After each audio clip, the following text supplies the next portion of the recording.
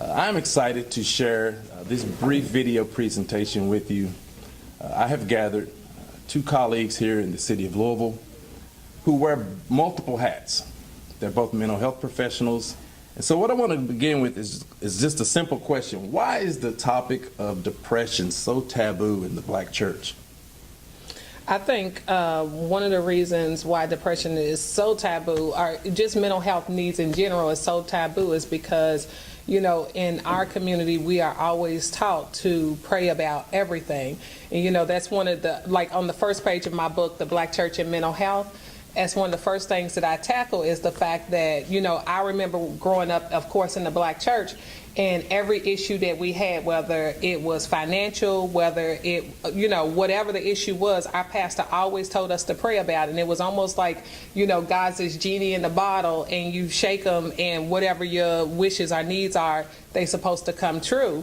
And so the reality is that, you know, there's a whole lot of people that's in the church that is suffering, and they're suffering in silence, and they feel like that, you know, after I've prayed about this depression and depression still don't go away, then that means that I don't have enough faith in God. And the reality is, it's not to say that God is not all powerful, but at the same time, if I got high blood pressure, or if I fall down and hit my knee, then somebody's going to say, oh, you need to go to the doctor. Yeah. And the reality is that sometimes there's a chemical imbalance that takes place in the brain, and that person needs to be seen by a professional. And so it's not about having a lack of faith. It's about making sure that you get the help and the care that you need. And that's one of the things that I feel like that pastors need to be more informed about, is our mental health needs. Yeah, pastors, I do want to recommend this book, The Black Church and Mental Health, because I think in this book you really give a little history behind why mental health issues are taboo in the Black church.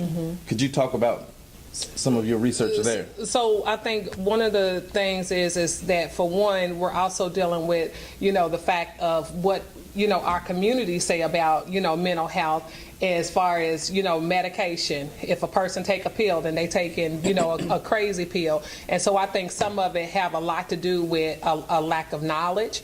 I think a lot, I mean, as far as even just us as African Americans in general, our lack of knowledge when it comes to the importance of mental health. And, you know, also in the church, you know, we have all of these health fairs, and we have people to get their blood pressure checked. We have people to get mammograms done, but then oftentimes in our health fair, there's no mental health professional that's available to give out depression assessments, anxiety assessments, you know, and things of that nature, to the point to where it's like, okay, well, how are they supposed to know that mental health is important if the place that we consider to be our refuge is not necessarily displaying the importance of mental health? Yeah. Okay. Yeah. And I believe we put so much on our leaders, our pastors, our African American leaders.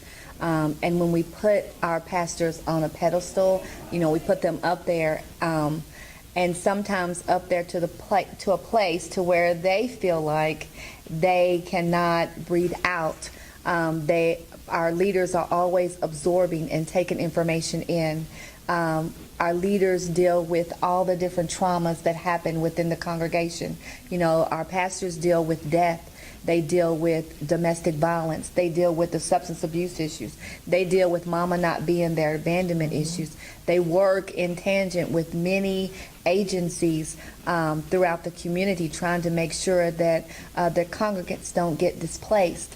In the midst of that, pastors don't have a place to turn around and to exhale and to release what they've actually absorbed.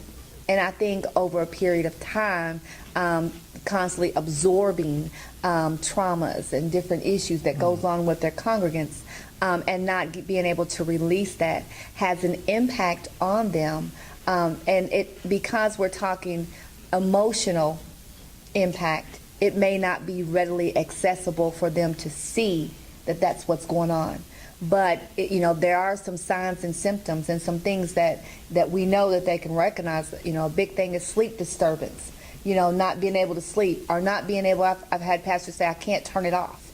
So the mind not being able to stop racing, not being able to eat properly. A lot of them may have digestive issues.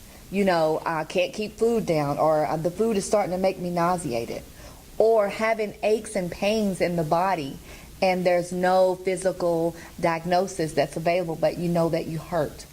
Having headaches, feeling stressed, carrying stress in the body.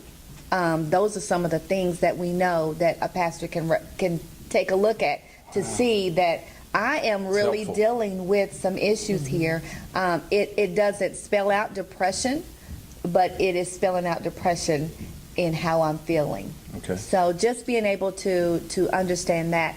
But it's hard for a pastor to stop because the demand for them is so great. The other thing is having a safe place. The one thing that I know that when we look at the Delilah and Samson story is Delilah gave Samson, even though it was a pseudo place, he felt like it was a safe place to lay his head, to be able to express his secrets.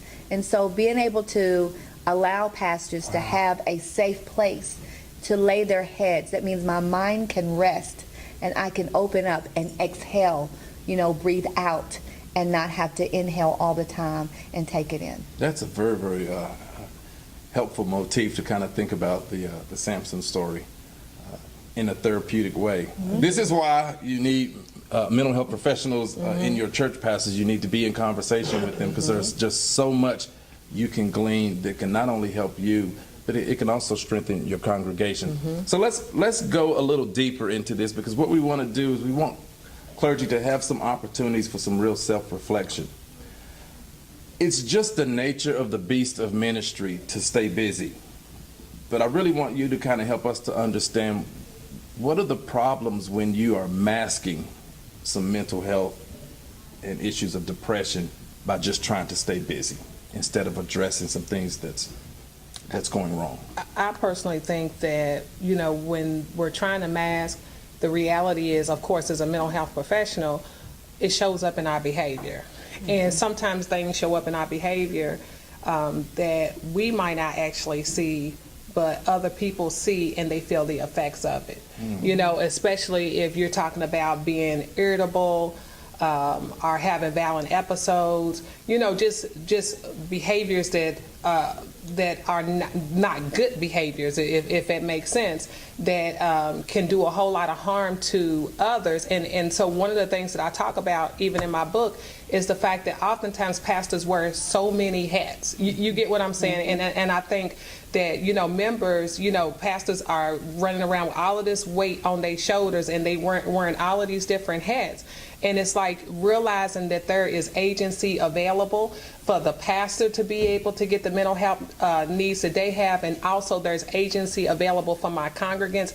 I don't necessarily have to do the pastoral counseling. There could be a mental health professional within our congregation that can be a trusted source that the church can hire and make sure that all the confidentiality things are in place. Like some of the bigger churches, some of them do have mental health professionals within the church. But I think recognizing the importance of making sure that we are taking care of ourselves and practicing good self-care, and also realizing that there's agency that's out there that's available for not just me, but also my congregation. Because we can easily, as a pastor, we can easily wear ourselves thin. So like the members of our church, I don't counsel them, I send them to somebody else. Okay. You get what I'm saying? So also recognizing being able to, recognize what I can do and what I can't do, if that makes sense. It does. If I'm qualified to even see this person might have bipolar disorder,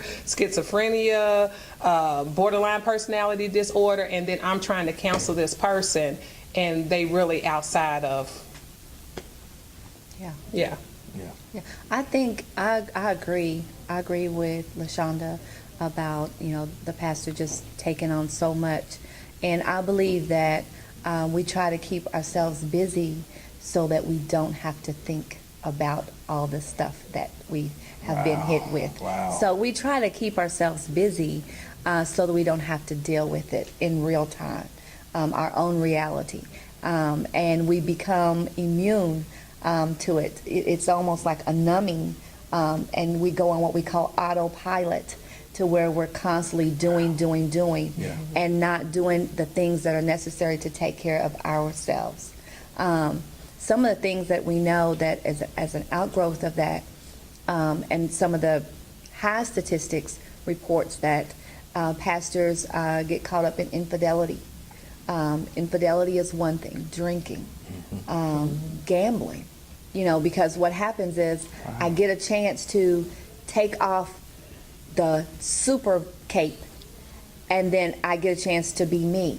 Well, when I'm just being me and being myself, and I haven't dealt with all the things that I've absorbed from my congregants, so now I'm faced with that, and if I don't have a place to lay that down, I'm going to pick something up that's going to help me to cope. Does that make sense? It does. It does. That's And very so helpful. what happens is, we stay busy so we don't sin. Let me stay busy so I don't mess up. Let me stay busy so, but and there comes a time where you're going to have to stop and take a pause. If we don't, then what happens, the other end of that is we go into what we call full exhaustion. And we see pastors that are breaking down. We see pastors that are having mental breakdowns. We see pastors that are committing suicide. We see pastors that are feeling hopeless. And the hopelessness is not that they don't have hope for themselves. It's just they've dealt with so many other things that the mind has become so entangled and engrossed with all the things that they've been dealing with and coping with, and they haven't given themselves time to take care of themselves. Yeah. Pastors, I hope you hear in some of what they have shared some of the reasons why we want to really take some significant steps here in the NBCA to bring mental health issues to the forefront as we think about what it means to do effective ministry. We cannot continue to be effective in our preaching and as leaders if we're not taking care of ourselves. So one of the things that really was clear in the book I wrote on clergy suicide was that some of the same themes they talked about. Pastors are taking on too much.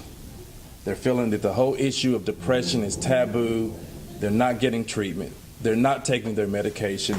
They end up in a hotel room somewhere, taking their life. Some pastors have actually taken their lives in the parsonage, outside of their church. It's been very, very tragic and painful to have to document the pain that these leaders and these churches have to go through.